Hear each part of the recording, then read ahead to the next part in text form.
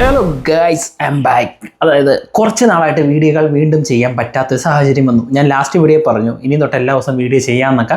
പക്ഷേ ഞാൻ പറഞ്ഞില്ലേ, കുറച്ച് വർക്കായിട്ടും പേഴ്സണലായിട്ട് കുറേ കാര്യങ്ങളൊക്കെ ആയിട്ട് നമ്മൾ ഇച്ചിരി ടൈറ്റ് ആയിപ്പോയി. അതുകൊണ്ടാണ് വീഡിയോകളൊന്നും ചെയ്യാൻ പറ്റാത്തത്. ഇന്ന് ആക്ച്വലി നമ്മളൊരു വീഡിയോ എന്ന് പറയുന്നത് സിനിമ റിയാക്ഷനോ സിനിമ റിവ്യൂയോ കാര്യങ്ങളൊന്നുമല്ല, ഒരു വീഡിയോ. അതായത് നിങ്ങൾക്ക് തമ്മിൽ കണ്ടു കഴിഞ്ഞാൽ മനസ്സിലാവും. നമ്മളിന്ന് സംസാരിക്കാൻ പോകുന്നത് the one and only Shaji Kailas. Shaji Kailas എന്ന ഡയറക്ടറെ കുറിച്ചാണ്. അതായത് എന്താ പറയണ്ടേ, സ്റ്റാർട്ടിങ് തന്നെ അതായത് എൻ്റെ വൺ ഓഫ് ദ ഫേവറേറ്റ് ഡയറക്ടറുകളാണ് ഷാജി കൈലാസ്. അതായത് ഞാൻ 1999 ജനിച്ച ഒരാളാണ്. ആ ഒരു പ്രായത്തിൽ അതായത് 90 കിഡ്സൊക്കെ ചെറുപ്പം തൊട്ടേ കണ്ടുവന്ന സിനിമകളാണ് ഷാജി കൈലാസിൻ്റെ സിനിമകളായിരിക്കും. എൻ്റെയൊക്കെ പേഴ്സണൽ ഫേവറേറ്റ് എന്ന് പറഞ്ഞാൽ ഇപ്പോഴും ഞാൻ പറഞ്ഞൊരു പടമാണ് കമ്മീഷണർ. ഞാൻ കമ്മീഷണറെ കണ്ട് ഭയങ്കര ഇൻഫ്ലുവൻസ് ആയി. ഇന്നും നമ്മൾ ഓർമ്മയുണ്ടോ ഈ മുഖം, അല്ലെങ്കിൽ അല്ലെങ്കിൽ ജസ്റ്റ് റിമെമ്പർ ദാറ്റ് എന്നൊക്കെ പറയുന്നുണ്ടെങ്കിൽ ആ മൂവി നമ്മളെ എത്രത്തോളം ഇൻഫ്ലുവൻസ് ചെയ്യിപ്പിച്ചിട്ടുള്ളതുകൊണ്ടാണ്. അത്രയും കിഡിലൻ ഫയർ ബേസ് സാധനങ്ങൾ ചെയ്തുകൊണ്ടിരുന്ന ഒരു മനുഷ്യനാണ് ഷാജി കൈലാസ്. അദ്ദേഹം ഇന്നും ആ ഒരു സെയിം ഒരു ടൈപ്പ് മൂവീസ് തന്നെയാണ് ഇപ്പോഴും ചെയ്യാൻ നോക്കുന്നത്. അതായത് മാസ് മസാല ടൈപ്പ് സാധനങ്ങളാണ് പുള്ളി ഇച്ചിരി മാറ്റിയെടുത്ത ഒരു സിനിമയെന്ന് പറയാൻ എൻ്റെ ഓർമ്മയിൽ നിങ്ങൾ ഡോക്ടർ പശുപതി എന്ന് പറഞ്ഞ സിനിമ കണ്ടിട്ടുണ്ടെങ്കിൽ അതാണ് പുള്ളിയുടെ ഒരു എൻ്റെ സിനിമേനെ വെച്ച് നോക്കുമ്പോൾ ഒരു ചെറിയൊരു വ്യത്യാസമുള്ള സിനിമ. ബാക്കിയെല്ലാം പുള്ളിയുടെ ഒരു ടിപ്പിക്കൽ മാസ് സാധനം തന്നെ ആയിരിക്കും. പക്ഷെ അത് കാണുമ്പോൾ നമുക്ക് ആ മാസ് ഫീൽ കിട്ടിയിട്ടുണ്ട്. കമ്മീഷണറാണെങ്കിലും ഏകലവ്യനാണെങ്കിലും നരസിംഹം, പിന്നെ നാട്ടുരാജാവ്, ഇതൊക്കെ ഇപ്പം പോലും ഞാൻ യൂട്യൂബിലൊക്കെ നാട്ടുരാജാവ് റിപ്പീറ്റ് അടിച്ച് കാണുന്ന ടൈമുണ്ട്. സോ എൻ്റെ ഭയങ്കര ഫേവറേറ്റ് ഡയറക്ടറാണ്, ഇപ്പോഴും ഫേവറേറ്റ് ആണ്. അപ്പോൾ അദ്ദേഹത്തിൻ്റെ ഒരു പുതിയൊരു വീഡിയോ വന്നു. അതായത് വേറെ ഒന്നുമില്ല, അദ്ദേഹത്തിൻ്റെ മകനും നമ്മുടെ ഇപ്പോഴത്തെ സോ കോൾഡ് കുറേ യൂട്യൂബേഴ്സിൻ്റെ റിവ്യൂവിനെ കുറിച്ച് അവർ റിയാക്ട് ചെയ്യുന്ന കാര്യം. സോ അതിനെക്കുറിച്ച് സംസാരിക്കാനാണ് ഞാൻ ഇന്ന് വന്നിരിക്കുന്നത്. So once again welcome back to flick and frames. ഇന്ന് മുതലെങ്കിലും ഞാൻ മാക്സിമം ഡെയിലി വീഡിയോ ചെയ്യുമെന്ന് നിങ്ങൾക്ക് ഉറപ്പ് നൽകുന്നില്ലെങ്കിൽ മാക്സിമം ശ്രമിക്കാൻ കേട്ടോ. ഈ കുറച്ച് ടൈറ്റ് ആയിപ്പോയി. പിന്നെ വേറൊരു കാര്യം പറയാൻ നമ്മുടെ ഒരു വീഡിയോൻ്റെ ഒരു കട്ട് കുഞ്ചാപ്പൻ്റെ ഒരു പുതിയ പടം വരുന്നുണ്ട്, ഉന്മാദം. അതിൻ്റെ ഒരു പ്രൊമോഷൻ രീതിയിൽ നമ്മുടെ ഒരു വീഡിയോയുടെ ഒരു ചെറിയൊരു ഭാഗം ഇൻക്ലൂഡ് ചെയ്തിട്ടുണ്ട്. സോ നമ്മുടെ വീഡിയോ വെറും ഒരു 100-200 വ്യൂസ് ഉള്ള ഒരു വീഡിയോ പോലും അവർ കണ്ടെങ്കിൽ താങ്ക് യു ഫോർ ദാറ്റ്. ഇതുപോലുള്ള കാര്യങ്ങൾ ഇനിയും ഞങ്ങൾ എക്സ്പെക്ട് ചെയ്യുന്നു, സപ്പോർട്ടും കാര്യങ്ങളും. അപ്പം അതൊക്കെ പോട്ടെ, നമുക്ക് ഷാജി കൈലാസിനെ കുറിച്ച് സംസാരിക്കാം. അതായത് അദ്ദേഹത്തിൻ്റെ പുതിയ സിനിമ റിലീസായി, വരവ്, ജോജു ജോറിൻ്റെ. ആ സിനിമയുടെ റിവ്യൂ ആയിട്ടൊന്നും ഞാൻ പറയുന്നത്, കാരണം ഞാൻ ആ സിനിമ കണ്ടില്ല. ഞാൻ പറഞ്ഞുകൊണ്ട് ഈ കുറച്ച് നാളായിട്ട് ഞാൻ സിനിമകളൊന്നും കാണുന്നില്ലായിരുന്നു. അപ്പോൾ അതിനെക്കുറിച്ച് എനിക്ക് ആധികാരികമായി സംസാരിക്കാൻ പറ്റില്ല, കാരണം ഞാൻ സിനിമ കാണാത്ത ഒരാളാണ്. അപ്പം ആ പടത്തിൻ്റെ ഞാനൊരു ഓവറോൾ അതായത് റിവ്യൂവും കാര്യങ്ങളൊക്കെ കേട്ടനുസരിച്ച് അത്രത്തോളം വർക്കായിട്ടില്ലെന്നാണ് എനിക്ക് തോന്നുന്നത്. കാരണം അങ്ങനെയാണ് പൊതുവേ. ഞാൻ എൻ്റെ 2-3 ഫ്രണ്ട്സും സിനിമ ഉണ്ട്, അവർക്ക് അത്രത്തോളം വലിയ താല്പര്യമായിട്ടില്ല പടം. സോ അതിൻ്റെ ഒരു റിവ്യൂസ് ഞാൻ നമ്മുടെ സോ കോൾഡ് യൂട്യൂബേഴ്സ് എന്ന് പറഞ്ഞ ഇവരെല്ലാം ഷാജി കൈലാസ് കണ്ടതും അതുപോലെ നമുക്കറിയാവുന്ന നമ്മൾ മലയാളത്തിലെ സോ കോൾഡ് യൂട്യൂബേഴ്സ് കുറച്ച് പേരുണ്ട്, ഞാൻ പേരൊക്കെ എടുത്ത് പറയാം. സോ അവർ മൊത്തത്തിൽ ഒരു മോശം പടം എന്ന രീതിയിലാണ് സംസാരിച്ചിരുന്നത്. സോ അതിനെക്കുറിച്ചാണ് അദ്ദേഹം സംസാരിക്കുന്നത്. അപ്പം സംഭവം എന്താണെന്ന് വെച്ചാൽ, ഫസ്റ്റ് ഓഫ് ഓൾ നമ്മളെ ഒരാൾ പരസ്യമായിട്ട് വിമർശിക്കുമ്പോൾ അത് നമ്മൾ കേട്ടുകൊണ്ട് നമുക്ക് ക്ഷമയോടെ അത് കേട്ടുകൊണ്ടിരിക്കാൻ പറ്റുന്നുണ്ടെങ്കിൽ നമ്മുടെ ഒരു ക്യാരക്ടർ ഒരു ഭയങ്കര വലിയൊരു മഹത്വമായ ഒരു ക്യാരക്ടറായിരിക്കും നമ്മുടെ. ആ ഒരു കാര്യം ഷാജി കൈലാസിനെ അപ്രിഷ്യേറ്റ് ചെയ്യുന്നത്. കാരണം പുള്ളി അത്ര കിടിലിനായിട്ട് അതിനെ ആ ഒരു രീതിയിൽ എടുത്തുള്ളൂ. കാരണം ഇപ്പം അദ്ദേഹത്തിനെ ഇന്ന് റിവ്യൂ കണ്ടത്, അതായത് അദ്ദേഹത്തിൻ്റെ വീഡിയോ കണ്ടത് അശ്വന്ത് ഗോക്കും ഉണ്ണി വ്ളോഗ്സിൻ്റെ റിവ്യൂവിനെ റിയാക്ട് ചെയ്യുന്നതായിട്ടാണ് കണ്ടത്. അദ്ദേഹം അത് ഒരു പ്രശ്നമില്ലാതെ ഒരു ട്രിഗറോ കാര്യങ്ങളോ ആകാതെ ആ പുള്ളിയുടെ അഭിപ്രായം പുള്ളിയും പറയും എന്ന് പറഞ്ഞാൽ ആ റിവ്യൂ പറയുന്ന പുള്ളി ആസ്വദിച്ചുകൊണ്ടാകട്ടെ, അതൊരു വലിയ കാര്യമാണ്. അതുപോലെ തന്നെ ഞാൻ എപ്പോഴും എനിക്കറിയാവുന്ന ആൾക്കാരോട് ഞാൻ പറയുന്ന കാര്യമുണ്ട്. അതായത് ഒരാൾ നമ്മൾ തെറ്റ് ചൂണ്ടിക്കാണിച്ചു, അത് നമുക്ക് തെറ്റാന്ന് തോന്നുകയും ചെയ്തെങ്കിൽ അത് നമ്മൾ അക്സെപ്റ്റ് ചെയ്യാൻ നമുക്ക് പറ്റുന്നുണ്ടെങ്കിൽ നമ്മൾ ജീവിതത്തിൽ രക്ഷപ്പെടും. സീരിയസ്ലി അവിടെ നിങ്ങളൊരു ഒരു താഴ്മയെക്കുറിച്ചോ അല്ലെങ്കിൽ എന്നെക്കാളും പ്രായം കൂടിയവനോ അല്ലെങ്കിൽ എന്നെക്കാളും എക്സ്പീരിയൻസ് കുറഞ്ഞയാളോ എക്സ്പീരിയൻസ് കൂടിയാളോ അല്ലെങ്കിൽ എന്നെക്കാളും പ്രായം കൂടിയാളോ കുറഞ്ഞാളോ ആരാണെന്ന് തെറ്റ് നമ്മൾ ചൂണ്ടിക്കാണിച്ച് അത് നമുക്ക് തെറ്റാന്ന് തോന്നിയെങ്കിൽ നമ്മൾ അക്സെപ്റ്റ് ചെയ്യണം. അതിനകത്ത് ഒരു വലിപ്പച്ചെറുപ്പം കാണിക്കേണ്ട ആവശ്യമില്ല. ആ ഒരു കാര്യത്തിൽ അത് ഒരു ഭയങ്കര ഒരു ഗുഡ് ക്വാളിറ്റിയാണ്. അങ്ങനെ നിങ്ങൾക്ക് സാധിക്കുന്നെങ്കിൽ നിങ്ങൾക്ക് മുന്നോട്ട് പിന്നെ ഇമ്പ്രൂവ് ചെയ്ത് നല്ലൊരു ഗ്രോത്ത് ഉണ്ടോ നിങ്ങൾക്ക്. സോ ഷാജി കൈലാസിൻ്റെ വീഡിയോ കണ്ടപ്പോൾ ഞാൻ ഷാജി കൈലാസ് എന്ന് അദ്ദേഹത്തെ വിളിക്കില്ല, ഷാജി കൈലാസ് സാർ തന്നെയാണ്. കാരണം എന്നെക്കാളും പ്രായം എന്നെക്കാളും എക്സ്പീരിയൻസും, അതായത് സിനിമാറ്റിക് ഫീൽഡിൽ അത്ര എക്സ്പീരിയൻസ് ആയിട്ടുള്ള ആളാണ്. എന്നാൽ പോലും നമ്മളൊരു ഈ ഫീൽഡ് ഇപ്പോൾ ഞാൻ IT ഫീൽഡിൽ ജോലി ചെയ്യുമ്പോൾ ഞാൻ എന്നെക്കാളും മൂത്തവരാണെങ്കിൽ പോലും നമ്മൾ നെയിമാണ് അവിടെ പ്രിഫർ ചെയ്യുന്നത് എപ്പോഴും. അതിപ്പോൾ എന്നെക്കാളും ഇളയ ആൾക്കാർ എൻ്റെ പേര് തന്നെ വിളിക്കുന്നത്. സോ അതുകൊണ്ട് ഞാൻ ഈ ഫീൽഡിനെ കൺസിഡർ ചെയ്യുമ്പോൾ ഷാജി കൈലാസ് എന്ന് പറയുന്നു. സോ അദ്ദേഹം ഈ ഒരു കാര്യത്തിനെ ഡീൽ ചെയ്ത രീതി ഭയങ്കരമായിട്ട് ഇഷ്ടപ്പെട്ടു. കാരണം അങ്ങനെ വേണം. അതായത് നമ്മളൊരു സംഭവത്തിന് റിവ്യൂ പറയുമ്പോൾ ഇങ്ങനത്തെ രീതിയിൽ ഹെൽത്തിയർ പരമായി വിമർശനങ്ങൾ എപ്പോഴും നേരിടും. അതായത് നമ്മൾ എപ്പോഴും ഇപ്പം ഞാൻ ഒരു സംഭവം കാണും, എനിക്ക് ഇഷ്ടപ്പെട്ടില്ല, എനിക്ക് തുറന്നു പറയാൻ പറ്റണം, ഞാൻ തുറന്നു പറയുകയും ചെയ്യും. അതുപോലെ തന്നെ ഓപ്പോസിറ്റ് ഉള്ള ആൾക്ക് അത് കേൾക്കാനുള്ള ഇതും കാണണം, അതുപോലെ തന്നെ അയാളുടെ പോയിന്റ് ഓഫ് വ്യൂ അല്ലെങ്കിൽ അയാൾക്ക് അതിനെക്കുറിച്ച് പറയാനുള്ള നമ്മൾ കേൾക്കുകയും ചെയ്യണം. അങ്ങനത്തെ ഡിബേറ്റുകൾ എപ്പോഴും നല്ലതാണ്, ഹെൽത്തി പരമായിട്ടുള്ള ഡിബേറ്റുകൾ. അല്ലാതെ ഒരാളെ വിമർശിക്കുന്ന അയാളുടെ ആശയങ്ങളെയും അല്ലെങ്കിൽ അയാളുടെ പോയിന്റ് ഓഫ് വ്യൂവിനെയും അല്ലെങ്കിൽ അയാൾ പറയുന്ന അയാളുടെ രാഷ്ട്രീയത്തെ നമുക്ക് വിമർശിക്കാൻ എതിർപ്പുണ്ടാകാം ആൾക്കാർക്ക്. പക്ഷെ ഒരിക്കലും പേഴ്സണലി കാര്യങ്ങളൊന്നും പോകല്ല. ഇപ്പോൾ മലയാള ഇൻഡസ്ട്രിയിലൊക്കെ സിനിമയിലൊക്കെ കണ്ടുവരുന്ന മെയിൻ കാര്യമാണ്, അതായത് ഒരു പടത്തിനെ കുറിച്ച് നെഗറ്റീവ് പറഞ്ഞു കഴിഞ്ഞാൽ പിന്നെ ഭയങ്കര പ്രശ്നമായി, നമ്മൾ ഡീഗ്രേഡ് ചെയ്യുന്നു, ഓൺലൈൻ മീഡിയ ഡീഗ്രേഡ് ചെയ്യുന്നു, അല്ലെങ്കിൽ ആ പടത്തിനെ മനഃപൂർവ്വം ആ പടത്തിനെ തകർത്ത് കളയാൻ വേണ്ടി ശ്രമിക്കുന്നു എന്നൊക്കെ പറയും. പക്ഷേ ഇൻ കേസ് പോസിറ്റീവ് പറഞ്ഞാൽ ഇതെല്ലാം ഇവർ പ്രൊമോഷൻ മെറ്റീരിയലായിട്ട് യൂസും ചെയ്യുന്നുണ്ട്. സോ അതൊക്കെ വെച്ച് നോക്കുമ്പോൾ ഇദ്ദേഹം ഇത്രയും കൂളായിട്ട് ആ കാര്യത്തിന് ഏറ്റെടുത്തത് വലിയ കാര്യമാണ്. പിന്നെ അതിനകത്ത് കുറേ കാര്യങ്ങളുണ്ട് പറഞ്ഞിട്ടുള്ള പുള്ളി. അപ്പം എൻ്റെ പോയിന്റ് ഓഫ് വ്യൂ, അത് അദ്ദേഹം പറഞ്ഞ അദ്ദേഹത്തിൻ്റെ പോയിന്റ് ഓഫ് വ്യൂ വെച്ച് എനിക്ക് തോന്നി എൻ്റെ അഭിപ്രായം പറയാനാണ് ഞാൻ ഇപ്പോൾ ഈ വീഡിയോ ചെയ്യുന്നത്. ഒന്നാമത്തെ കാര്യം, ഫസ്റ്റ് ഓഫ് ഓൾ, അതായത് ഈ മലയാളത്തിലെ സോ കോൾഡ് യൂട്യൂബേഴ്സിന് മെയിൻലി ഞാൻ ഫോളോ ചെയ്യുന്ന കുറേ പേരുണ്ട്. അശ്വന്ത് ഗോക്ക്, അഫ്കോഴ്സ് അശ്വന്ത് ഗോക്ക്, ഷെസാൻ, ഉണ്ണി വ്ളോഗ്സ്, റീലോഡ് മീഡിയ, ഇവർ നാലാണ് അത്യാവശ്യം മെയിൻ. പിന്നെ നമ്മൾ തിരുവനന്തപുരം മൺസൂൺ മീഡിയ ഇവരൊക്കെ ഉണ്ട്. എന്നാൽ ഞാൻ ഈ മെയിൻലി കാണുന്ന ഈ 4 പേരുടെ വീഡിയോസാണ്. അപ്പം ഇവർ മെയിൻലി ഇപ്പോൾ ഷാജി കൈലാസേട്ടൻ പറഞ്ഞൊരു കാര്യമുണ്ട്, അതായത് നിങ്ങൾ സിനിമ കണ്ടിട്ട് നിങ്ങളുടെ അഭിപ്രായം പറഞ്ഞോളൂ, യാതൊരുവിധ കുഴപ്പമില്ല, എന്നാൽ പടം ഒരാഴ്ചയൊക്കെ കഴിഞ്ഞതിന് ശേഷം നിങ്ങളത് പറയൂ. കാരണം പുള്ളി അതിന് പറയുന്ന കാരണം എന്താണെന്ന് വെച്ചാൽ ഈ പടത്തിൻ്റെ പുറകെ കുറേ ഡിസ്ട്രിബ്യൂഷൻ ഉണ്ട്, പ്രൊഡ്യൂസർ ഉണ്ട്, ഇവർക്കൊക്കെ ഇപ്പോൾ ആദ്യമേ നമ്മളൊരു പടത്തിന് നെഗറ്റീവ് പറഞ്ഞാൽ അത് അവരെ എഫക്റ്റ് ചെയ്യും, മൂവിയുടെ ഫിനാൻഷ്യൽ ഗ്രോത്തിനെ എഫക്റ്റ് ചെയ്യും. പുള്ളിയുടെ ഭാഗത്ത് നോക്കുമ്പോൾ ശരിയാണ്, പുള്ളിയുടെ കൂടെയുള്ളവർക്ക് ഒരു പ്രശ്നം വരല്ലേ എന്ന് ഓർത്തിട്ടായിരിക്കും പുള്ളി പറയുന്നത്. പക്ഷേ ഓപ്പോസിറ്റ് സൈഡിൽ നമ്മളെ നോക്കും, അതായത് സാധാരണ ഒരു 10,000-15,000 സാലറി ഉള്ള ഒരു മനുഷ്യൻ ഒരു സിനിമയ്ക്ക് വന്നു മിനിമം 200-250 രൂപ ടിക്കറ്റ്, 150-250 രൂപ ആ റേഞ്ചിലേക്കും ടിക്കറ്റ്. അയാൾ 4 പേരൊക്കെ ഉള്ള ഒരു ഫാമിലി ആണെങ്കിൽ ആ 4 പേരെയും കൊണ്ടുപോകുമ്പോൾ എന്തായാലും ഒരു ചിലവും ഫുഡും ഈ ടിക്കറ്റ് എല്ലാം കൂടെ കൊണ്ടുപോകുമ്പോൾ എന്തായാലും ഒരു 1000 രൂപയുടെ മുകളിലാവും. ഒരു സാധാരണക്കാരനെ സംബന്ധിച്ച് അയാളുടെ 15,000 രൂപയ്ക്കുള്ള ഒരാളുടെ കയ്യിൽ നിന്ന് ഒരു 1000 രൂപ മുടക്കുക എന്നുള്ളത് വലിയ കാര്യമാണ്. കാരണം അയാളെ സംബന്ധിച്ച് ഒരു വലിയൊരു എമൗണ്ട്, ഏകദേശം ഒരു 10% അടുത്ത് അയാളുടെ മൊത്തം ശമ്പളത്തിന് 10% അടുത്ത് വരുന്ന തുകയാണ്. സോ അങ്ങനെ ഒരു സിനിമ അദ്ദേഹം പോയി കണ്ടിട്ട് ഫസ്റ്റ് ദിവസം തന്നെ അദ്ദേഹത്തിന് അഭിപ്രായം പറയാൻ പറ്റില്ല എന്ന് പറയുന്നത് ഒരിക്കലും യോജിച്ചൊരു ഇതല്ല. അതിന് യാതൊരുവിധ കുഴപ്പമില്ല.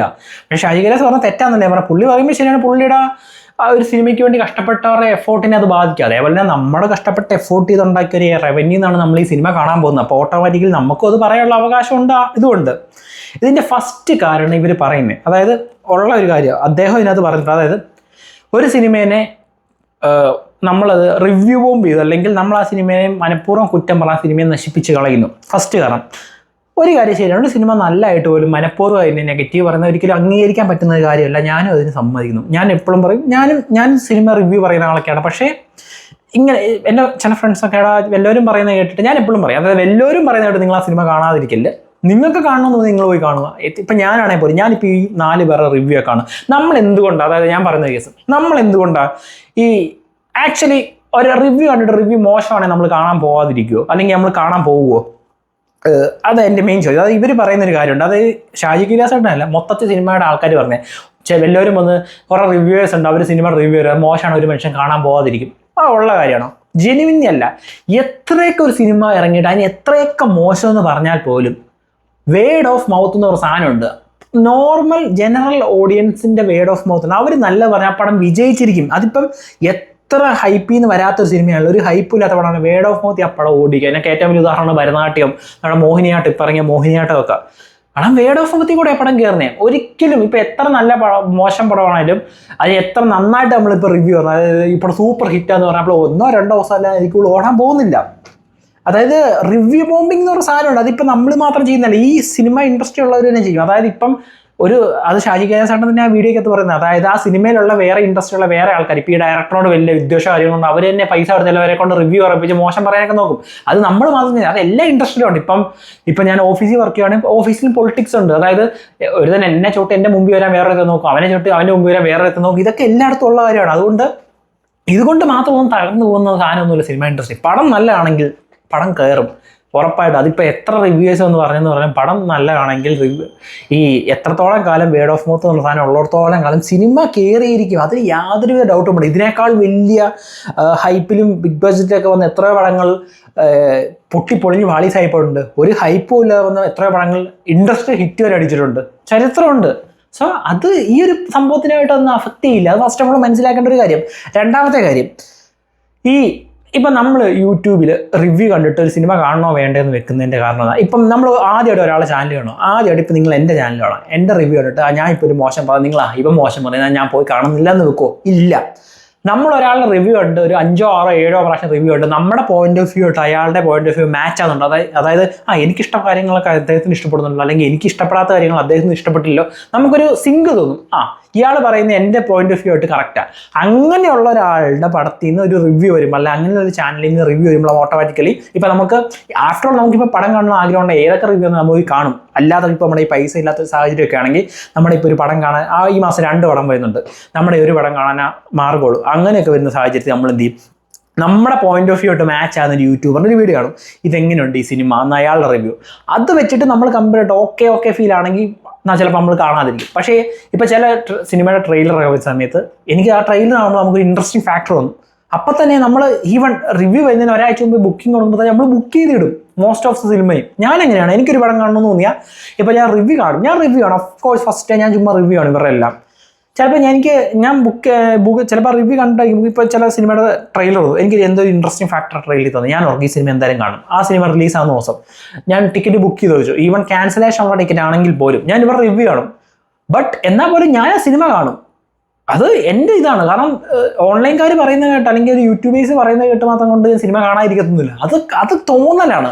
നമ്മൾ അങ്ങനെ ഇപ്പം ഞാൻ പറയാം, ഇങ്ങനെ ഒരു പർട്ടിക്കുലർ ടൈമിൽ നമ്മൾ ഇത്ര എമൗണ്ടല്ലോ ആ സമയത്ത് സെലക്ട് ചെയ്തിട്ട് സിനിമ കാണണമെന്ന സാഹചര്യം വരുമ്പോൾ നമ്മുടെ പോയിന്റ് ഓഫ് വ്യൂ ആയിട്ട് മാച്ച് ആകുന്നവരുടെ മാത്രം കണ്ടിട്ട് എന്നിട്ട് അഭിപ്രായം സ്വീകരിച്ചിട്ടാണ് നമ്മൾ കാണാതിരിക്കുന്നത്. അല്ലാതെ ഇന്ന് വന്നൊരു യൂട്യൂബറിൻ്റെ അയാളുടെ വീഡിയോ ഇല്ല, ഞാനിപ്പം അശ്വന്ത് ഗോകിൻ്റെ വീഡിയോ ആണ്, അയാളുടെ എല്ലാ വീഡിയോ കണ്ട് അപ്പം എനിക്കറിയാം എൻ്റെ എത്രത്തോളം പോയിന്റ് ഓഫ് വ്യൂ ആയിട്ടാണ് അദ്ദേഹം മാച്ച്. അല്ലെങ്കിൽ ഈ പുണ്ണി വ്ളോഗ്സ് ആണെങ്കിലും റീലോഡ് മീഡിയ ആണെങ്കിലും നമ്മുടെ മൺസൂൺ മീഡിയ ആണെങ്കിലും അല്ലെങ്കിൽ നമ്മുടെ ഷെസാം ആണെങ്കിലും നമുക്കറിയാം അയാൾ അവരുടെ വീഡിയോ ഉണ്ട്, അവരൊരു റിവ്യൂ പറയുമ്പോൾ നമുക്കറിയാം നമ്മൾ എത്രത്തോളം നമ്മളെന്ന ക്യാരക്ടറിൻ്റെ പോയിന്റ് ഓഫ് വ്യൂ ആയിട്ട് അവർ പറയുന്ന റിവ്യൂ ആയിട്ട് എത്രത്തോളം അത് മാച്ച് ആയിരിക്കുന്നു.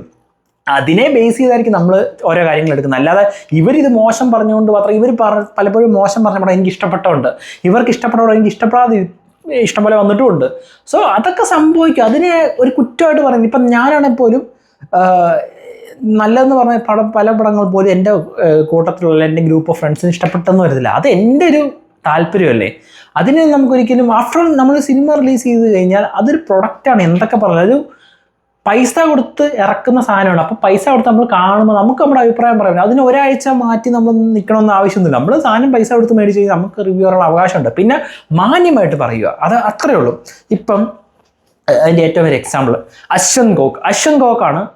അതായത് നമ്മുടെ കോക്കിൻ്റെ വീഡിയോക്കാണ് ഏറ്റവും കൂടുതൽ ഈ ഒരു ടിപ്പ്. അതായത് ചില നല്ല റിവ്യൂ പറയുമ്പോൾ നല്ലപോലെ ഇപ്പോൾ അദ്ദേഹത്തിന് ഇഷ്ടപ്പെടില്ല, അദ്ദേഹം നല്ല ഭാഷയിൽ അതിനെ പറയും, പല വേർഡ്സ് യൂസ് ചെയ്യും. സോ അതിനോട് ചിലപ്പോൾ എനിക്ക് യോജിപ്പ് അത്രത്തോളം ഇല്ല. കാരണം ഞാൻ റിവ്യൂ പറയുന്ന ഒരാളാണ്, റിയാക്ഷൻ വീഡിയോ ചെയ്യുന്ന ആളാണ്. ഞാൻ പറയുമ്പം എൻ്റെ പോയിന്റ് ഓഫ് വ്യൂ പറഞ്ഞാൽ നമ്മൾ സഭ്യമായ ഭാഷയാണ് ഞാൻ യൂസ് ചെയ്യുന്നത്. അശ്വന്ത് ചിലതൊക്കെ പക്ഷേ ഒരു വിധത്തിൽ ഇങ്ങനെയുള്ള ആൾക്കാരുള്ളതല്ല. കാരണം അജു വർഗീസ് ഒരു ഇൻ്റർവ്യൂ പറഞ്ഞിട്ടുണ്ട്, അതായത് ഈ ഒരു സിനിമയിൽ ഞാൻ അഭിനയിക്കുന്ന സമയത്ത് ഞാൻ ഓർക്കും ഈ സിനിമ അശ്വന്ത് ഗോക്ക് റിവ്യൂ ചെയ്യാൻ പോകുന്നല്ലേ, ഇങ്ങനെയുള്ള ആൾക്കാരെ ഉള്ളതുകൊണ്ടാണ്. പക്ഷേ അശ്വന്ത് ഗോക്ക് ഇങ്ങനെ പറഞ്ഞുകൊണ്ട് ഇപ്പം ഞാനൊരു സിനിമ ചെയ്യുന്ന ഒരാളാണ്, എൻ്റെ പടം ഇങ്ങനെ ഇതായി, അശ്വന്ത് ഗോക്ക് അതിനെ വലിച്ചു കീറിയെങ്കിൽ അത് അദ്ദേഹത്തിന് ഇഷ്ടപ്പെടില്ലെങ്കിൽ അങ്ങനെ നമ്മൾ വിചാരിച്ചാൽ പോരെ. അതായത് പുള്ളിക്ക് എൻ്റെ പടം ഇഷ്ടപ്പെട്ടില്ല, പുള്ളിയുടെ രീതിയെ റിയാക്ട് ചെയ്തു, അത്ര ഞാൻ ഓർക്കുന്നുള്ളൂ. നമ്മൾ അങ്ങനെ വിചാരിച്ചാൽ തീരാന്ന് പ്രശ്നമുള്ളൂ. ഞാൻ പലപ്പോഴും എൻ്റെ ഇതിപ്പം നിങ്ങൾ ഈ ഫീൽഡിൽ ഞാൻ അല്ലാത്തതുകൊണ്ട് നിങ്ങൾ ചിലപ്പോൾ പറയും ഇവൻ നിനക്ക് അങ്ങനെ പറയാം, നിൻ്റെ കയ്യിൽ പോയില്ലെന്ന്. ഈവൻ ഞാൻ എൻ്റെ വർക്കിംഗ് ഒരു ഇൻഡസ്ട്രിയിലാണെങ്കിൽ പോലും, ഞാൻ IT ജോലിക്കാരാണ്, എൻ്റെ ഇൻഡസ്ട്രിയിലാണെങ്കിൽ പോലും ഇപ്പം ഞാനൊരു ഡെവലപ്പറാണ്, ഞാൻ കോഡ് ചെയ്യും. ചിലപ്പോൾ എൻ്റെ കോഡിൻ്റെ നമുക്ക് കോഡിങ്ങിന് സ്റ്റാൻഡേർഡ് എന്നൊക്കെ പറയും. എൻ്റെ കോഡിങ് സ്റ്റാൻഡേർഡ് ചിലപ്പം വേറെ ആൾ കാണുമ്പം എന്നെക്കാളും പ്രായം കുറഞ്ഞ ഒരാളുള്ളപ്പം അയാൾ പറയണം നിൻ്റെ കോഡിങ് സ്റ്റാൻഡേർഡ് ഷോകമാണ്, നീ ഇത് ട്രൈ ചെയ്യാൻ പറഞ്ഞു കഴിഞ്ഞാൽ മോശം എന്ന് പറഞ്ഞാൽ അവൻ പറഞ്ഞത് കാര്യം ഇവിടെ ഒന്ന് ഫസ്റ്റ് ഓഫ് ഓൾ നോക്കും. അല്ല പറഞ്ഞേ നിനക്ക് എന്നാ അതെങ്ങനെ അറിയാം, പോടാ പുല്ലെന്ന് ഞാൻ പറയില്ല. അവൻ പറഞ്ഞത് എന്തെങ്കിലും കാര്യമുണ്ടോ നോക്കും, എന്തെങ്കിലും ഉണ്ടെങ്കിൽ യെസ് അവൻ പറഞ്ഞു തരാനും, അതുകൊണ്ട് എന്താ എനിക്കതുകൊണ്ട് കുറച്ചുകൂടി ഇമ്പ്രൂവ് ചെയ്യാൻ പറ്റി, അങ്ങനെ ഓർത്താൽ മതി. അങ്ങനെ ഓർത്താൽ തന്നെ പകുതി പ്രശ്നം തരും. നിങ്ങളിങ്ങനെ ട്രിഗർ ആകുന്നത് എന്താ. പക്ഷേ ഞാൻ വേറെ കാര്യപ്പെട്ടെ ഇങ്ങനെ പറയുന്നവർ നമ്മൾ പോസിറ്റീവ് പറയുമ്പോൾ ഇവർ അതിന് യൂസ് ചെയ്യുന്നതിനാണ്. ഇപ്പോൾ പ്രൊമോഷൻ മെറ്റീരിയലൊക്കെ വരുമ്പോൾ നമ്മൾ പോസിറ്റീവ് പറയുന്ന പടത്തിലെ എല്ലാ ക്ലിപ്പും വെട്ടി ഓരോ ഇതായിട്ട് പ്രൊമോഷൻ മെറ്റീരിയലായിട്ട് ഇവർ യൂസ് ചെയ്യും. അതിന് കുഴപ്പമില്ല. നമ്മൾ നെഗറ്റീവ് പറഞ്ഞാൽ മാത്രം പ്രശ്നം. കോപ്പിറൈറ്റ് ചെയ്യുന്നു, അങ്ങനെ ചെയ്യുന്നു, ഇങ്ങനെ ചെയ്യുന്നു, അതെന്ത് പരിപാടിയാണ്. അതിൻ്റെയൊക്കെ മെയിൻ ഒരു പ്രൊഡ്യൂസർ ഉണ്ട് മലയാള ഇൻഡസ്ട്രി. ഞാൻ അയാളുടെ പേരെടുത്ത് പറയുന്നില്ല, പുള്ളിയാണ് ഇതിൻ്റെ മെയിൻ സംഭവം. പുള്ള പടത്തിനെക്കുറിച്ച് എന്തെങ്കിലും നെഗറ്റീവ് പറഞ്ഞു കഴിഞ്ഞാൽ ഒട്ടനെ എല്ലാവരും വീഡിയോയ്ക്ക് കോപ്പിറൈറ്റ് കൊടുക്കും, വീഡിയോ എടുത്ത് കളയിപ്പിക്കുകയും ചെയ്യും. അങ്ങനത്തെ ഒരാളുണ്ട്, ആരത് മനസ്സിലായി കാണും. പ്രമുഖ ഒരു പ്രൊഡ്യൂസറാണ് ഇപ്പോൾ മലയാള ഇൻഡസ്ട്രിയിലുള്ള. ഞാൻ അതിനെക്കുറിച്ചൊന്നും പോകുന്നില്ല. അപ്പോൾ ആ ഒരു സംഭവത്തിലാണ് ഷാജി കൈലാസ് എന്ന വ്യക്തിയുടെ ഒരു ഗുഡ് മാനർ ഞാൻ കാണുന്നത്. അതായത് പുള്ളി നല്ല കൂളായിട്ട് അതിനെ ഏറ്റു. അതേപോലെ തന്നെ പുള്ളി ആ വീഡിയോ കണ്ടു. അശ്വിൻ കോക്കിൻ്റെ വരവിൻ്റെ റിവ്യൂ നമ്മൾ കണ്ടാണ്. അദ്ദേഹം നല്ല രീതിയിൽ അദ്ദേഹം പറയുന്നുണ്ട്, നല്ല രീതിയിൽ വലിച്ചു കയറുന്നുണ്ട്. പക്ഷെ അദ്ദേഹം അത് സിംപ്ലി ചിരിച്ചുകൊണ്ടെടുത്തു. പുള്ളിയുടെ അഭിപ്രായം പറഞ്ഞു. പുള്ളി പറയുന്നത് കുറേ നിങ്ങൾ എൻ്റെ ഫേസ് ടു ഫേസ് വരും, നമുക്ക് സംസാരിക്കാം, നല്ല രീതിയിലുള്ള സംസാരം, അത് നല്ലൊരു കാര്യമാണ്. നമുക്ക് നമ്മുടെ അഭിപ്രായം പറയാം. പുള്ളിക്ക് എന്തുകൊണ്ട് ഇപ്പോൾ ചില ഷോട്ടിനെ കുറിച്ചൊക്കെ ഇപ്പോൾ ഉണ്ണി വ്ലോഗ്സിൻ്റെ വീഡിയോ കണ്ട, ഈ ഷോട്ട് എന്തിനാ എടുത്തേ, അല്ലെങ്കിൽ ഈ ഷോട്ട്, അതിനോട് ഞാൻ യോജിക്കുന്നത്. അതായത് ആഫ്റ്റർ ഓൾ സിനിമ എന്ന് പറഞ്ഞൊരു ക്രിയേറ്റിവിറ്റി, ആ ഡയറക്ടറിൻ്റെ ക്രിയേറ്റിവിറ്റി, അദ്ദേഹത്തിന് എങ്ങനെ വേണം ഷോട്ട് എടുക്കാം, അതിന് കുറ്റമൊന്നും ഞാൻ പറയുന്നില്ല. ഇപ്പം നമുക്ക് ആ ഷോട്ട് എടുത്താൽ ചിലപ്പോൾ ഒരു പ്രേക്ഷകൻ എന്ന രീതി എനിക്ക് തോന്നി, ആ ഷോട്ട് എന്തിനാണെന്ന് തോന്നിയാൽ അത് എനിക്ക് പറയാം. എനിക്ക് അങ്ങനെ തോന്നിയെന്ന് പറയുന്നതിന് കുഴപ്പമൊന്നുമില്ല. അത് വേണ്ടായിരുന്നു എന്ന് പറയുന്നതിനോട് അത് ഞാൻ യോജിക്കുന്നില്ലെന്നല്ല. അത് അയാളുടെ ഫ്രീഡം. ഒരു ഡയറക്ടറിൻ്റെ ക്രിയേറ്റീവ് ഫ്രീഡമാണ് ഒരു സിനിമ എങ്ങനെ എടുക്കണമെന്ന്, ആ സിനിമ എങ്ങനെ ഇഷ്ടപ്പെട്ടെന്ന് പറയാനുള്ള നമ്മുടെ ഫ്രീഡം. അത് നമുക്കൊരു പ്രേക്ഷകൻ എന്ന രീതി എനിക്കെങ്ങനെ ഇഷ്ടപ്പെട്ടു എന്ന് പറയാൻ എൻ്റെ ഇത്. അല്ല അപ്പടമോ നിങ്ങളാരും പോയി കാണലെന്നൊക്കെ പറയുമ്പോൾ ശരിയാണ്, ആ ഒരു കാര്യം ഒരിക്കലും നമുക്ക് പറയാൻ പറ്റില്ല. നമ്മളൊരു സിനിമ കണ്ടിട്ട് നമ്മൾ റിവ്യൂ പറയുന്ന സമയത്ത് ഈ സിനിമ എനിക്ക് ഇഷ്ടപ്പെടില്ല, അതുകൊണ്ട് നിങ്ങൾ പോലും പോയി കാണല് എന്ന് പറയാൻ പറ്റില്ല. അത് നിങ്ങളുടെ ഇഷ്ടം. എൻ്റെ അഭിപ്രായം ഞാൻ എൻ്റെ ചാനലിൽ കൂടെ പറയുന്നു. എനിക്കിങ്ങനെയൊക്കെ തോന്നി, ഇതിങ്ങനെയൊക്കെ നന്നാക്കാമെന്ന് എനിക്ക് തോന്നി എന്ന് എനിക്ക് പറയാം. അത് എൻ്റെ അഭിപ്രായം. ഞാൻ കാശ് കൊടുത്ത് കാണുന്ന സിനിമയെക്കുറിച്ച് എനിക്ക് പറയുന്നത് യാതൊരു വിധത്തിലുള്ള, എനിക്കതിനോട് ഇപ്പോൾ ആരെങ്കിലും വിമർശിച്ചാൽ പോലും എനിക്കതിനോട് ഒന്നും പറയാനില്ല. കാരണം ഞാൻ പറയും, കാരണം ഞാൻ കാശ് കൊടുത്ത് മേടിക്കുന്ന സാധനമാണ്. എൻ്റെ അഭിപ്രായത്തിനോട് നിങ്ങൾക്ക് വിയോജിപ്പുണ്ടെങ്കിൽ നിങ്ങൾക്കും പറയാമെന്ന് ഞാൻ പറയത്തുള്ളൂ. അതായത് ഞാൻ പറയുന്ന അഭിപ്രായത്തോട് നിങ്ങൾക്ക് ആ അഭിപ്രായത്തിനെ വിമർശിക്കാം. ഇപ്പോൾ ഈ കാണുന്ന ഓഡിയൻസ് ആണ്, നിങ്ങളുടെ അഭിപ്രായം നിങ്ങൾക്കത് കമൻറ്റ് ബോക്സ് എന്നെ വിമർശിച്ചിടാം. അത് കാരണം നിങ്ങളുടെ ഫോണിൽ നിങ്ങൾ ഡാറ്റ റീചാർജ് ചെയ്ത് നിങ്ങളുടെ സമയം, അല്ലെങ്കിൽ നിങ്ങളുടെ പൈസ മുടക്കി ഡാറ്റ റീചാർജ് ചെയ്ത് നിങ്ങളുടെ സമയം മുടക്കി കാണുന്ന ഒരു വീഡിയോയ്ക്ക് അഭിപ്രായം പറയാനുള്ള സ്വാതന്ത്ര്യം നിങ്ങൾക്കുണ്ട്. അതേപോലെ തന്നെ ഞാൻ പൈസ മുടക്കി കാണുന്ന സിനിമയെ കുറിച്ച് അഭിപ്രായം പറയാനുള്ള സ്വാതന്ത്ര്യം എനിക്കുമുണ്ട്. അതുപോലെ തന്നെ ഞാനൊരു ഡയറക്ടറിനെ കുറിച്ച് വിമർശിച്ചു കഴിഞ്ഞാൽ ആ വിമർശനത്തിന് ഉത്തരം തരാനും, അല്ലെ അതുപോലെ തന്നെ അദ്ദേഹത്തിൻ്റെ പോയിന്റ് ഓഫ് വ്യൂ, ആരാളുടെ ഓപ്പോസിറ്റുള്ള അദ്ദേഹത്തിന് ഇതെങ്ങനെയല്ല എന്ന് പറയാനുള്ള കംപ്ലീറ്റ് ഇതും പുള്ളിക്കും ഉണ്ട്, റൈറ്റും ഉണ്ട്. സോ നമ്മളൊരു ജനാധിപത്യ രാജ്യത്തല്ലേ ജീവിക്കുന്നത്. സോ നമുക്കിങ്ങനെയൊക്കെ പറയാം. പക്ഷേ എന്തുകൊണ്ട് ഞാൻ ഈ വീഡിയോ ചെയ്യുന്നതിൻ്റെ കാര്യം, ഇങ്ങനെ ഡയറക്ടർ ഇങ്ങനെ സംസാരിച്ചതിനോട് എനിക്ക് ഭയങ്കരമായിട്ട് സന്തോഷം തോന്നുന്നു. കാരണം അതാണ് വേണ്ടത്. ഇപ്പം ചിലപ്പോൾ അദ്ദേഹം ചിലപ്പോൾ ഓർത്ത് കാണും, ചിലപ്പോൾ ഈ സംഭവം ഇവർ പറയുന്നതിൽ നിന്നും പുള്ളിക്കൊരു ഐഡിയ കിട്ടി, ചിലപ്പോൾ ഇതായിരിക്കും ഇവർക്ക് മിസ്റ്റേക്ക് പറ്റിയത്. സോ പുള്ളിക്ക് മേ ബി നെക്സ്റ്റ് പടത്തിൽ പുള്ളിയുടെ അതും കൂടെ പരിഹരിച്ച് ചിലപ്പോൾ സിനിമ എടുത്തെന്നും വരാം. പിന്നെ ഒരു സിനിമ എങ്ങനെ എടുക്കണമെന്നുള്ള ക്രിയേറ്റീവായിട്ടുള്ള ഐഡിയ അത് പുള്ളി എടുക്കും. പുള്ളിക്ക് ഇഷ്ടം ഒരു ഡയറക്ടർ തന്നെ അയാളുടെ വിഷൻ അനുസരിച്ച് ആ സിനിമ എടുക്കാം. അത് ഓഡിയൻസ് പറയുന്നതനുസരിച്ച് എടുക്കണമെന്നൊന്നും യാതൊരു വിധത്തില്ല. ആഫ്റ്റർ ഓൾ ഒരു സിനിമ എടുക്കുന്നത് എങ്ങനെയാണ് അദ്ദേഹത്തിന് ഇഷ്ടമായും, അതുപോലെ ആ സിനിമ കണ്ടിട്ട് ഇഷ്ടപ്പെട്ടോ ഇഷ്ടപ്പെട്ടില്ല എന്ന അഭിപ്രായം പറയുന്നുള്ള സാധ്യത നമുക്കുണ്ട്, നമുക്കും പറയാം. ഇതേപോലെ തന്നെയാണ് എനിക്ക് ഭയങ്കര ആരാധനയുള്ള മനുഷ്യനാണ് പൃഥ്വിരാജ്. അദ്ദേഹം എമ്പുരാൻ ചെയ്ത് കുറേ വിമർശനങ്ങൾ ഏറ്റെടുത്ത ശേഷം അദ്ദേഹം ഒരു ഇൻ്റർവ്യൂ എന്ന് പറയുകയുണ്ടായി. അതായത് ഈ സിനിമ ഞാൻ ചെയ്തിട്ടുണ്ടെങ്കിൽ അത് ഓഡിയൻസിന് ഇഷ്ടപ്പെട്ടില്ലെങ്കിൽ അതിൻ്റെ 100% ഉത്തരവാദിത്തം എൻ്റെ മാത്രമാണ്, അതെൻ്റെ മിസ്റ്റേക്കാണ്. പുള്ളി അത് അംഗീകരിച്ചു. അതൊരു ഭയങ്കര ക്വാളിറ്റിയാണ്. നിങ്ങൾക്ക് അറിയത്തില്ല. അതുകൊണ്ടാണ് നമ്മുടെ ഒരു മിസ്റ്റേക്ക് ഒരാൾ ചൂണ്ടിക്കാണിക്കുമ്പം അതിനെക്കുറിച്ച് ചിന്തിക്കുകയും അത് മിസ്റ്റേക്കാണെന്ന് തോന്നും, പുള്ളി നമുക്ക് തന്നെ തോന്നി അതൊരു മിസ്റ്റേക്കാണെന്ന് തോന്നിയിട്ടുണ്ടെങ്കിൽ അതിനെ അംഗീകരിക്കുക എന്നുള്ളത് ഒരു വലിയൊരു ക്വാളിറ്റിയാണ്. ഇപ്പം അങ്ങനെ ക്വാളിറ്റി നിങ്ങളുടെ ലൈഫിൽ നിങ്ങൾ അപ്ലൈ ചെയ്താൽ നിങ്ങൾക്ക് വേറെ ലെവലിൽ എത്താൻ പറ്റും. എനിക്കും ഒരു ഈഗോ ഉണ്ടായിരുന്ന ഒരു പ്രായം വരെ. പക്ഷേ ഇന്ന് ഒരാൾ എന്നെക്കുറിച്ച്, അതായത് ഞാൻ എപ്പോഴും പറയുന്നൊരു കാര്യം, അതായത് നിങ്ങൾ പ്രായഭേദം എന്നെ എക്സ്പീരിയൻസ് തേങ്ങ മാങ്ങിയതൊന്നും വേണ്ട. നിങ്ങളെക്കാളും പ്രായം കുറഞ്ഞ ആളാണെങ്കിലും പ്രായം കൂടിയ ആളാണെങ്കിലും എക്സ്പീരിയൻസ് കുറഞ്ഞ ആളാണെങ്കിലും അല്ലേലും നിങ്ങളോടൊരു കാര്യം പറഞ്ഞിട്ടുണ്ടെങ്കിൽ ഫസ്റ്റ് ഓഫ് ഓൾ ഒരാൾ പറയുന്ന 100% കാര്യം 100% കേൾക്കാൻ ശ്രമിക്കുക. നമ്മളോട് ഒരാൾ സംസാരിക്കുന്നുണ്ടെങ്കിൽ നമ്മളത് മൊത്തത്തിൽ കേൾക്കുക, അവരെന്താ പറയുന്നതെന്ന്. അതെന്തോ ആയിക്കോട്ടെ, മണ്ടത്തരമാണെങ്കിലും ബുദ്ധിപരമായിട്ടുള്ള കാര്യമാണെങ്കിലും കറക്റ്റ് കാര്യമാണെങ്കിലും എന്താണ് 100% കേൾക്കുക മൊത്തം കാര്യം. എന്നിട്ട് അവർ പറഞ്ഞത് ശരിയാണെന്നുണ്ടെങ്കിൽ ഓക്കെ, എടാ നീ പറഞ്ഞ ശരിയാ, ഞാൻ അംഗീകരിക്കുന്നു. തെറ്റാണെങ്കിൽ അതും സ്ട്രെയിറ്റ് ഫോർവേഡ് തുറന്നു പറയും. എടാ നീ ഇപ്പോൾ അവൻ പറയുന്ന കാര്യം നിങ്ങൾക്ക് തെറ്റായിട്ട് തോന്നി, അല്ലെങ്കിൽ നിങ്ങളുടെ പോയിന്റ് ഓഫ് വ്യൂ തെറ്റാണെങ്കിൽ നിങ്ങൾ പറയും, എടാ എനിക്ക് എൻ്റെ തോന്നുന്നത് ശരിയല്ല, ഞാൻ ഇങ്ങനെയാണ്, അങ്ങനെ അത് പറയുക. അതാണ് മിസ്റ്റേക്ക് അക്സെപ്റ്റ് ചെയ്തിട്ട് അതിനകത്ത് എന്ത് കുറച്ചിലാണെന്ന് എനിക്ക് മനസ്സിലാകുന്നില്ല. അങ്ങനെ നിങ്ങൾ ചെയ്ത് കഴിഞ്ഞാൽ നിങ്ങൾക്ക് മാത്രം ഗുണം ഉണ്ടാവുള്ളൂ. പിന്നെ വിമർശനങ്ങൾ എപ്പോഴും കേൾക്കാൻ തയ്യാറായിട്ടിരിക്കുക. നമ്മൾ എന്ത് ചെയ്താലും ഒരിക്കലും 100% പേർക്ക് അത് ഇഷ്ടപ്പെടത്തില്ല. അത് എന്തൊരു കാര്യമാണെങ്കിലും. അപ്പം ഇപ്പോൾ ഒരു യൂട്യൂബ് വീഡിയോ നിങ്ങൾ ചെയ്ത് നോക്കിയാലും ഏത് യൂട്യൂബ് വീഡിയോ എടുത്താലും അതിന് ഡിസ്ലൈക്കാണ്. കാരണം 100% പേർക്ക് ഇഷ്ടപ്പെട്ട സാധനം ഈ ലോകത്ത് ആർക്കും ഉണ്ടാക്കാൻ പറ്റില്ല. സോ അതുകൊണ്ട് വിമർശനങ്ങൾ ഏറ്റുവാങ്ങുമ്പോൾ അത് ഏറ്റുവാങ്ങാൻ പ്രാപ്തനായിട്ട് ഒരാളായി മാറുക. അതേപോലെ തന്നെ വിമർശനങ്ങൾ ഏറ്റുവാങ്ങുമ്പോൾ അവർ പറയുന്ന കാര്യത്തിൽ ശരിയാണെങ്കിൽ അത് അക്സെപ്റ്റ് ചെയ്യാൻ പഠിക്കുക. തെറ്റായിട്ട് തോന്നുവാണെങ്കിൽ ഓപ്പണായിട്ട് അതിനെ വിമർശിക്കുക, അല്ലെങ്കിൽ അതിൻ്റെ എതിരഭിപ്രായം നിങ്ങൾ എന്താണെന്ന് വെച്ചാൽ നിങ്ങൾക്ക് തോന്നുന്ന അഭിപ്രായം പറയാൻ ശ്രമിക്കുക. അല്ലാതെ ആരെങ്കിലും എന്തായാലും നമ്മൾ ഉണ്ടാക്കിക്കൊണ്ടിരുന്ന പ്രൊഡക്റ്റിനെ മോശം പറഞ്ഞാൽ നീ ആരാടാ മോശം പറയാമെന്ന് പറയാൻ നമുക്ക് അധികാരമില്ല. നമ്മളൊരു പ്രൊഡക്റ്റ് ഒരു സൊസൈറ്റിയിലേക്ക് അല്ലെങ്കിൽ ഒരു പബ്ലിക്കിലേക്ക് ഒരു പ്രൊഡക്റ്റ് കൊടുക്കുവാണെങ്കിൽ ആ പ്രൊഡക്റ്റ് ജഡ്ജ് ചെയ്യാനും റിവ്യൂ ചെയ്യാനും കാശ് കൊടുത്ത് മേടിക്കുന്ന ഏതവനും റൈറ്റ് ഉണ്ട്. അതിനെ അവനെ കുറ്റം പറയാൻ പോയിട്ടൊന്നും കാര്യമില്ല. ചിലവർക്ക് ഇഷ്ടപ്പെട്ടില്ലെങ്കിൽ ഓക്കെ, നിനക്ക് ഇഷ്ടപ്പെട്ടില്ല, എന്താണ് നിനക്ക് ഇഷ്ടപ്പെടാതെ ചോദിക്കുക. അത് നമുക്ക് പരിഹരിച്ച് കൊടുക്കാൻ പറ്റുന്നത് പരിഹരിച്ച് കൊടുക്കാൻ പറ്റാത്ത കാര്യമാണ് പരിഹരിച്ച് പറയുക, എനിക്ക് ഇങ്ങനെ പറ്റുള്ളൂ, ഇതാണ് ഇതിൻ്റെ സംഭവം, നിങ്ങൾക്ക് ഇഷ്ടപ്പെട്ടില്ലെങ്കിൽ എനിക്കൊന്നും ചെയ്യാൻ പറ്റില്ല. ഓക്കെ, അതിനെന്താണ് കുഴപ്പം? ആ ഒരു കാര്യം എനിക്ക് ഭയങ്കര ഷാജി കൈലാസിൻ്റെ ആ വീഡിയോ കണ്ടപ്പോൾ എനിക്ക് ഭയങ്കര ഇഷ്ടം തോന്നി. പുള്ളിയുടെ അഭിപ്രായം എല്ലാം അംഗീകരിച്ചും കൊടുക്കേണ്ട ആവശ്യമൊന്നുമില്ല. ഇപ്പം അതായത് ഇപ്പം ഞാൻ ഒരു കാര്യം ചെയ്ത് കഴിഞ്ഞാൽ അവർ പറയാൻ ശരിയാണെങ്കിൽ അംഗീകരിച്ച് കൊടുക്കുക, തെറ്റാന്ന് എനിക്ക് തോന്നുകയാണെങ്കിൽ, അതായത് ശരിയും തെറ്റും ഓരോരുത്തരെ ഡിപ്പെൻഡ് ചെയ്തിരിക്കും. എനിക്ക് ശരിയായിട്ടുള്ള കാര്യമല്ല നിങ്ങൾ പറയുന്ന സംഭവം, എനിക്ക് ഇങ്ങനെയാണ് തോന്നുന്നെങ്കിൽ അത് ഓപ്പണായിട്ട് പുള്ളി പറയുന്നുണ്ട്, അതേപോലെ നമ്മളും പറയുക. ആ ഒരു എനിക്ക് ഭയങ്കര ഇഷ്ടപ്പെട്ടു. എനിക്ക് വീഡിയോ കണ്ടപ്പോൾ ഭയങ്കര ഇഷ്ടപ്പെട്ടു. ഇങ്ങനത്തെ ആൾക്കാർ, ഇങ്ങനെ ഡയറക്ടേഴ്സും ഓഡിയൻസൊക്കെ ആയിട്ട് ഇങ്ങനെ കമ്മ്യൂണിക്കേറ്റ് ചെയ്യുന്നതാണെങ്കിൽ അടിപൊളിയായിരിക്കും. സോ എനിക്ക് ആ വീഡിയോ ഭയങ്കര ഇഷ്ടപ്പെട്ടു. അതുപോലെ ഞാൻ പറഞ്ഞ പൃഥ്വിരാജിൻ്റെ കാര്യം, ആ പുള്ളി ഇങ്ങനത്തെ ഒരു ആളാണ്, ഭയങ്കര ഒരു ആഫ്റ്റർ ഓൾ നമ്മൾ ചെയ്യുന്ന ഒരു ഫീൽഡിൽ നമുക്ക് ഇത്രത്തോളം കമ്മിറ്റ്മെൻറ്റ് ഉണ്ടെന്ന് എപ്പോഴും പറയുന്ന ഒരു മനുഷ്യൻ, അതേപോലെ എപ്പോഴും കാണിക്കുന്നത്, അതേപോലെ തന്നെ എപ്പോഴും നമുക്ക് മനസ്സിലാവുന്ന ഒരു മനുഷ്യനാണ്. സോ എനിക്ക് ഈ വീഡിയോ കണ്ടപ്പോൾ ഭയങ്കര ഇഷ്ടപ്പെട്ടു. ബാക്കിയുള്ള ഡയറക്ടേഴ്സും പ്രൊഡ്യൂസേഴ്സും ഒക്കെ ഇത് കണ്ടുപഠിക്കുക. നിങ്ങളും വിവാദങ്ങൾ അല്ലെങ്കിൽ വിമർശനങ്ങൾ വരുമ്പോൾ അതിനെ തെറി പറയാതെ ഇങ്ങനെയൊക്കെ പറയാം. നിങ്ങൾ നല്ല പറയുമ്പോൾ മാത്രം നിങ്ങളത് അക്സെപ്റ്റ് ചെയ്യും, മോശം പറയുമ്പോൾ നിങ്ങൾക്ക് അക്സെപ്റ്റ് ചെയ്യാൻ പറ്റാത്ത ഒരു നല്ല ക്വാളിറ്റി അല്ല.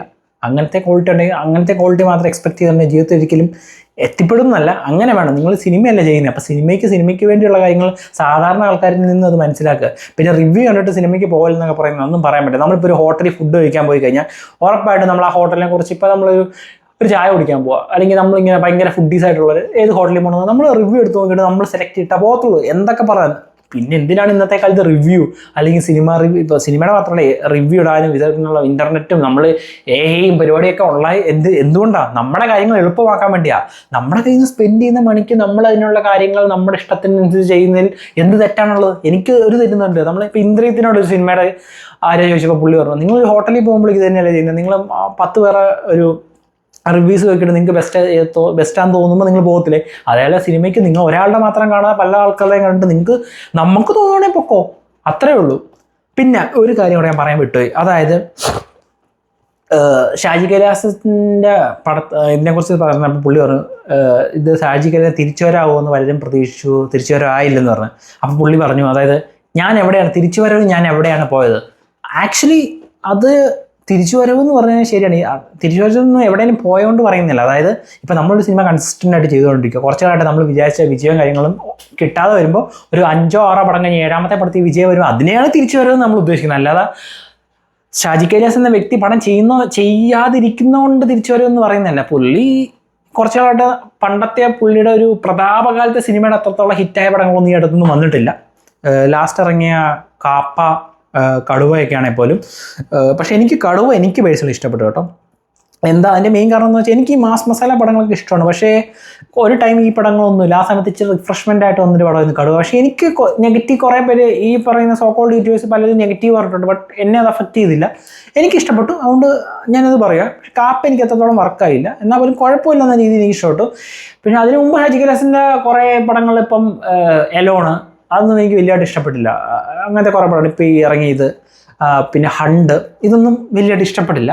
ബട്ട് ഞാൻ അതാണ് പറഞ്ഞത്, പുള്ളിയുടെ പഴയ ഒരു പ്രതാപകാലത്തിൻ്റെ ഒരു ബിഗ് ബജറ്റ് അല്ല, ഒരു വന്നിട്ട് തിയേറ്ററിൽ ഇളക്കി മറിച്ചൊരു സിനിമ വന്ന് കുറേ കാലമായി. അങ്ങനെ സിനിമ വരുമ്പോൾ ഓട്ടോമാറ്റിക്കലി നമ്മൾ അതിന് പറയുന്നതാണ് തിരിച്ചു വരവെന്ന്. സോ അത് അങ്ങനെയാണ് പറയുന്നത്, നമ്മൾ ഉപയോഗിക്കുന്ന പ്രയോഗമാണ് തിരിച്ചു വരവെന്ന് പറഞ്ഞത്. സോ അദ്ദേഹം തിരിച്ചു വരട്ടെ എന്ന് ഞാൻ ആഗ്രഹിക്കുന്നു. കാരണം പണ്ടത്തെ പോലെ ലാലേട്ടനും ഷാജി കൈലാസ് കോമ്പോയിൽ നമ്മുടെ രഞ്ജി പണിക്കറിൻ്റെ സ്ക്രിപ്റ്റിൽ ഒരു കിടിലം പടമൊക്കെ വരട്ടെ എന്ന് ആഗ്രഹിക്കുന്നു. അല്ലെങ്കിൽ രഞ്ജിത്തിൻ്റെ സ്ക്രിപ്റ്റിൽ നരസിംഹമൊക്കെ പോലെ ഒരു കുറേ നാളെ അങ്ങനത്തെ ഒരു മാസ് മസാല പടമൊക്കെ വന്നിട്ട്. സോ അതിന് ഏറ്റവും കാലിബറായിട്ടുള്ള ആളാണ് ഷാജി കൈലാസ്, പ്രതീക്ഷിക്കുന്നു. അപ്പം അതൊക്കെയാണ് ഇതിൻ്റെ കാര്യങ്ങൾ. പിന്നെ ഞാൻ എന്തൊരു കാര്യം കൂടെ പറയാൻ ഉദ്ദേശിച്ചാണ്, മറന്നുപോയി ഗൈസ്. അതായത് ഞാൻ ഉദ്ദേശിച്ചൊരു അത് വിട്ടുപോയി. സോ മൈൻഡ് വരുവാണെങ്കിൽ ഞാൻ പറയാം. സോ ഇതൊക്കെയാണ് എനിക്ക് ആ ഇൻ്റർവ്യൂ കണ്ടപ്പോൾ എനിക്ക് തോന്നിയ കാര്യങ്ങൾ. സോ ഏതായാലും എനിക്ക് ഇഷ്ടപ്പെട്ടു ഭയങ്കരമായിട്ട്. ഇങ്ങനത്തെയൊക്കെ ഒരു സംഭാഷണ രീതിയൊക്കെ വരുവാണെങ്കിൽ, ഓഡിയൻസുമായിട്ട് വരുവാണെങ്കിൽ നല്ലതായിരിക്കും. കാരണം അങ്ങനെയാണ് ഈ വിമർശനങ്ങൾ ഏറ്റുവാങ്ങാൻ പറ്റുന്നതെന്ന് പറഞ്ഞാൽ, നമുക്കത് സാധിക്കുന്നു എന്ന് പറഞ്ഞാൽ അതൊരു വലിയൊരു ക്വാളിറ്റിയാണ്. പല മുൻനിര ആക്ടേഴ്സിന് പോലും അത് പറ്റുന്നില്ല.